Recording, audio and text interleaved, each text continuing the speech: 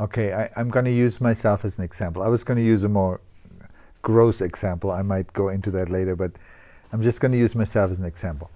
I breathe, yeah. I do quantum light breath. I let sometimes even my own CD guide me, or the CD of my teacher. Or I used to sit in front of my teacher, let him guide me. I would come into places of exquisite, like the senses become really loud, the sensitivities become very fine-tuned. I used to like tune my tambura before the quantum light breath, and then in the middle of the quantum light breath I would hear it and go, oh, and that would, because my sensitivities were more finer.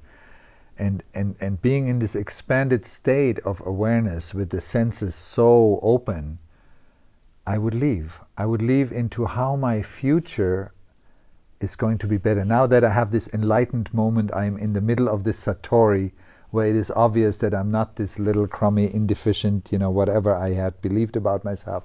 No, now I recognize that I am this glorious being that is incarnated here, and therefore my future is going to be different than my past was.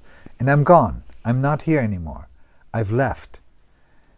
I've left because it doesn't feel safe to embody this much joy, this much openness, this much aliveness.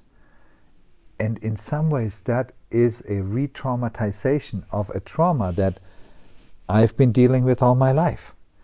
And I couldn't get beyond this. To come to a place of satori was so easy for me. Yeah, several times a day, pretty much every day.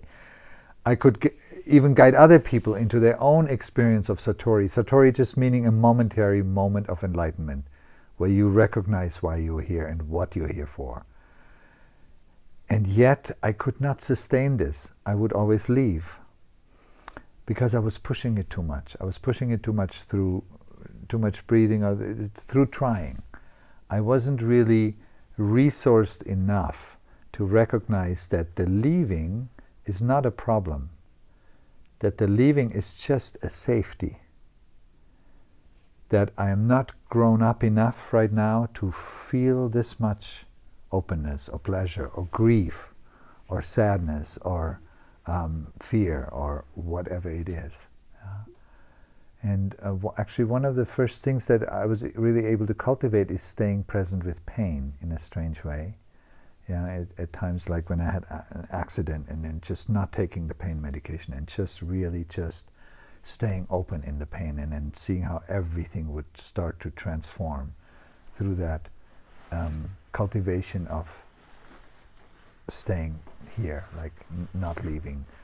And then with the guidance of these two teachers, really opening to grief and recognizing how scared I was of my grief, because my grief was opening my heart in new ways that I had not known before, and able to stay then. And then all of a sudden grief revealing itself with its gifts. Right around the time when the grief opened for me, a really dear friend of mine passed away, and I discovered that grief is actually my love. That grief is an expression of love. And same thing with fear. There was actually a fear of grieving, and fear is a little more tricky for me, because fear has so many layers of stories.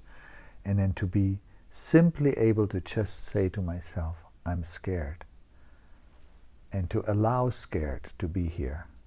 Yeah? And all of a sudden it starts to transform. And so this is the gift of this capacity, of growing this capacity to stay with the full range of my humanness as feelings, as the direct experience of feeling, and receiving its gifts, and receiving the nourishment from this staying in the experience, and the fulfillment, like long moments of recognizing that I feel complete. Yeah.